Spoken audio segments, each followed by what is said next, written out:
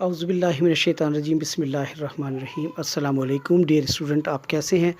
امید ہے سب خیریت سے ہوں گے۔ میں ہوں راشد نصیب اور آپ اسٹوڈنٹ ہیں سی پی سی کے۔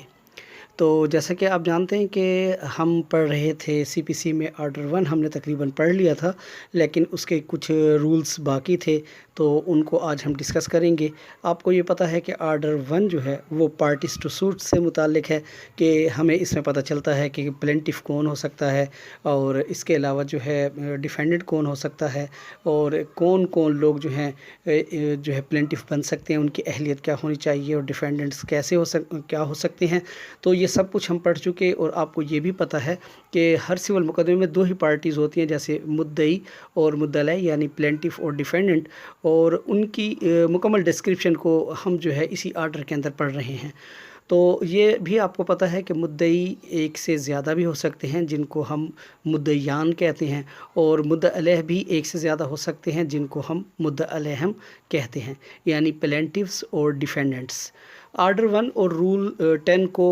ہم آج پڑھیں گے، اور اس کو پڑھنے سے پہلے ہمیں یہ سمجھنا ہوگا کہ ایک نیسیسری پارٹی ہوتی ہے اور دوسری پراپر پارٹی۔ نیسیسری پارٹی اور پراپر پارٹی کیا ہوتی ہیں، ان کو آج ہم نے سمجھنا ہے۔ جب ہم ان کو سمجھ لیں گے تو پھر ہمارے لیے رول 9 10 سمجھنا کوئی مشکل نہیں ہوگا۔ نیسیسری پارٹی، جیسا کہ نام سے ہی ظاہر ہے کہ اس پارٹی کا مقدمہ میں ہونا بہت ضروری ہوتا ہے۔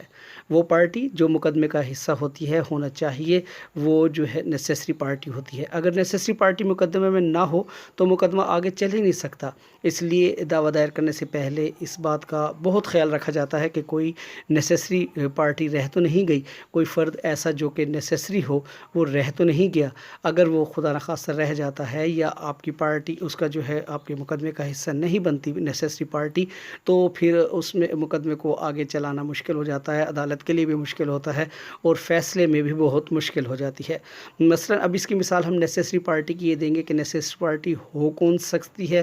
تو اس کی مثال بڑی آسانی سے سمجھ ہمیں پارٹیشن کے کیس کی اگر ہم مثال لیں تو اس میں سمجھ آ جاتی ہے۔ مثلا ایک پارٹیشن کا کیس ہے، حصے کرنے ہیں، اور اس میں جو ہے لازمی بات ہے بہنوں اور بھائیوں کے جو حصے ہوتے ہیں، کسی بھی فرض کریں ایک مکان ہے اور اس مکان کا اب حصے کرنے ہیں، اس میں 2 بھائی اور 2 بہنیں ہیں، اور ان کو اب اپنے اپنے حصے دینے ہیں۔ تو پھر وہ جب دعویٰ کیا جائے گا پارٹیشن کا، تو ان میں تمام بھائیوں اور بہنوں کو پارٹی بنانا ضروری ہوتا ہے۔ اگر یہاں پر کسی بہن یا بھائی کو اگر پارٹی نہ بنایا گیا تو یہ آپ نے نیسیسری پارٹی کو فریق مقدمہ نہیں بنایا۔ البتہ ایسے مقدمے کا جب فیصلہ ہوتا ہے تو جن کو پارٹی نہیں بنایا گیا ہوتا تو ان کے اوپر فیصلے کا کوئی فرق نہیں پڑتا، لیکن جو ہے مقدمے کے اوپر فرق ضرور پڑتا ہے۔ اس میں جو ہے ایک نیسیسری پارٹی جو بننی چاہیے تھی وہ رہ جاتی ہے، آلدو کہ وہ ابھی ہم آگے پڑھیں گے جب اس کا رول 10 پڑھیں گے تو اس میں ہم پڑھ سکتے ہیں کہ ایک اپلیکیشن گزاری جاتی ہے جس میں وہ دوبارہ پارٹی بننے کی اپلیکیشن دے سکتے ہیں۔ لیکن ابھی ہم نے یہاں پر صرف یہ سمجھنا ہے کہ نیسیسری پارٹی جو ہے وہ کون سی ہوتی ہے۔ نیسیسری پارٹی آپ کے ذہنوں میں آگے ہوگا کہ نیسیسری پارٹی ہم اس کو کہتے ہیں جن کو مقدمے میں فریق بنانا بہت ضروری ہوتا ہے۔ اگر ان کو نہ بنایا جائے تو ہمارے مقدمے کے اوپر فرق پڑ سکتا ہے۔ اسی طریقے سے جو دوسری پارٹی ہے وہ پراپر پارٹی کہلاتی ہے۔ پراپر پارٹی کیا ہے جی؟ اس کو عدالت کی سہولت کے لیے مقدمہ کا فریق مقدمہ بنایا جاتا ہے کہ عدالت کو ان کے ہونے سے جو ہے کوئی فیصلہ کرنے میں آسانی ہوتی ہے، کنوینینٹ ہوتا ہے یہ عدالت کے لیے کہ ان کو جو ہے پارٹی بنایا جائے۔ آلدو کہ پراپر پارٹی جو ہے وہ نیسیسری پارٹی کی طرح ضروری نہیں ہوتی، ان کے ہونے یا نہ ہونے سے کسی پر یا کیس پر جو ہے کوئی فرق نہیں پڑتا، لیکن ہاں یہ ضرور ہے کہ عدالت کو فیصلہ کرنے میں آسانی ہوتی ہے۔ ہم اس کی مثال ایک جو ہے اس کی لے سکتے ہیں، مثلا رینٹ کا کیس ہے، ایک لینڈ لارڈ ہے، اگر وہ دعویٰ کرتا ہے کسی اپنے کرایہ دار کے اوپر، اور اب کرایہ دار نے جو ہے جو دکان اس سے کرائے پر لی ہوئی تھی وہ کسی دیگر شخص کو سبلیٹ کی ہوئی ہے، کسی دیگر شخص کو دی ہوئی ہے، تو اب جو سبلیٹ جس کو کی ہوئی ہے اس کو بھی پارٹی بنانا ضروری ضروری ہے، آلدو کہ ضروری نہیں ہے، لیکن ایز اے پراپر پارٹی اس کو بنانا پڑے گا. اس سے پھر یہ ہوگا کہ عدالت کو فیصلہ کرنے میں آسانی ہوگی. تو یہ تو ہے نیسیسری پارٹی اور پراپر پارٹی. اس سے پہلے اچھا پھر اس کے ساتھ ساتھ ہم نے ذکر کیا تھا، میں نے آپ کو بتایا تھا کہ ایک مس جوائنڈر ہوتا ہے، ایک نان جوائنڈر ہوتا ہے، اور اس کا تذکرہ پھر ہم نے رول جب 9 پڑھا تھا مس جوائنڈر اور نان جوائنڈر کا، میں نے آپ کو بتایا بھی تھا. لیکن پھر بھی آپ کو میں ایک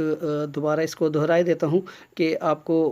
پتہ ہی ہے کہ کسی بھی پارٹی کو شامل کرنا ضروری، اگر کیس میں کسی پارٹی کو شامل کرنا ضروری نہیں تھا اور وہ شامل ہو گئے تو یہ مس جوائنڈر ہوا. اور اگر کسی کی نیسیسری پارٹی کو مقدمہ میں شامل نہیں کرتے وہ نان جوائنڈر کہلاتا ہے. یعنی کہ اس کو میں دوبارہ دہرا دیتا ہوں، سمجھنے کی بات ہے کہ اگر کیس میں کسی پارٹی کو شامل کرنا ضروری نہیں تھا، وہ ضروری نہیں تھا کہ کیس میں اس کو شامل کیا جائے، اور ہم نے جو ہے اس کو کیس میں کسی کو شامل کر دیا تو وہ مس جوائنڈر کہلاتا ہے. اور اگر نیسیسری پارٹی جس کو بہت ضروری ہوتا ہے کیس میں شامل کرنا، جیسے میں نے مثال دی تھی پارٹیشن کے کیس میں بہن اور بھائیوں کی، ان کو شامل کرنا بہت ضروری تھا، اور اگر پھر وہ مقدمے میں شامل نہیں ہوتے، یعنی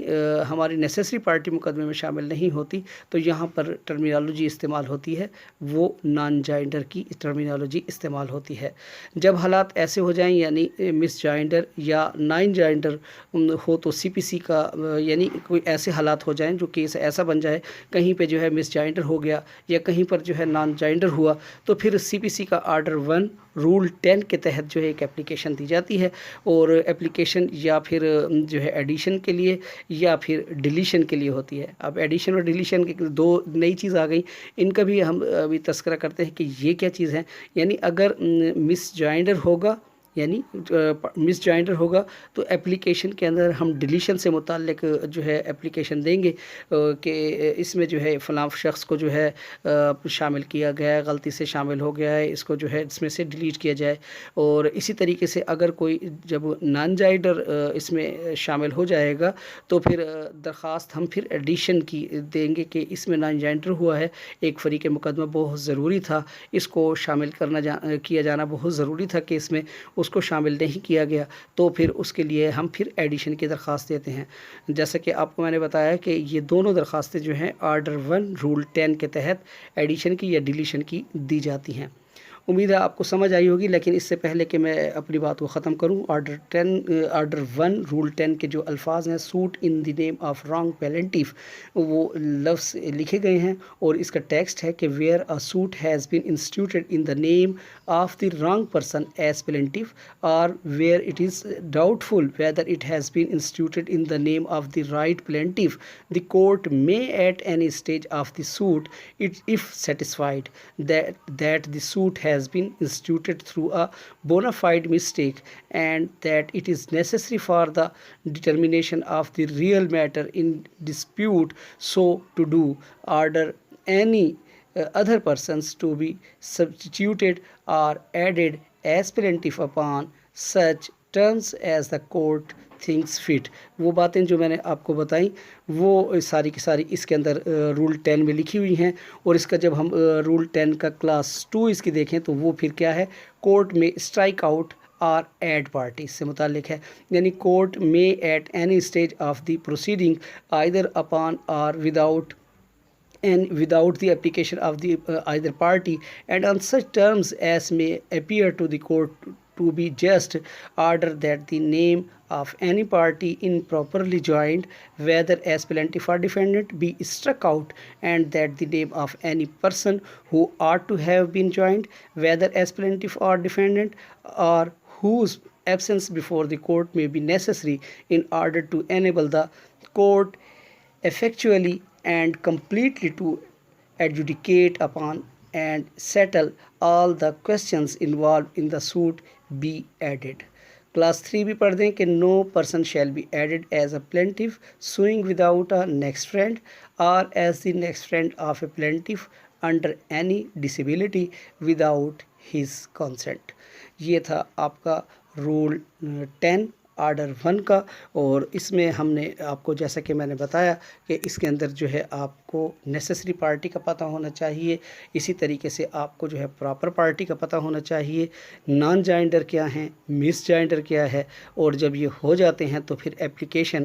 آرڈر 1 رول 10 کے تحت ایک دی جاتی ہے، جس میں ایڈیشن یا ڈیلیشن سے متعلق درخواست ہوتی ہے کہ عدالت جس کو چاہے ایڈ کر دے اور جس کو چاہے ڈیلیٹ کر دے۔ یہ تھا آج آپ کا لیکچر، امید ہے آپ کو سمجھ آئی ہوگی۔ انشاءاللہ نیکسٹ لیکچر میں پھر حاضری دیں گے، تب تک اللہ حافظ۔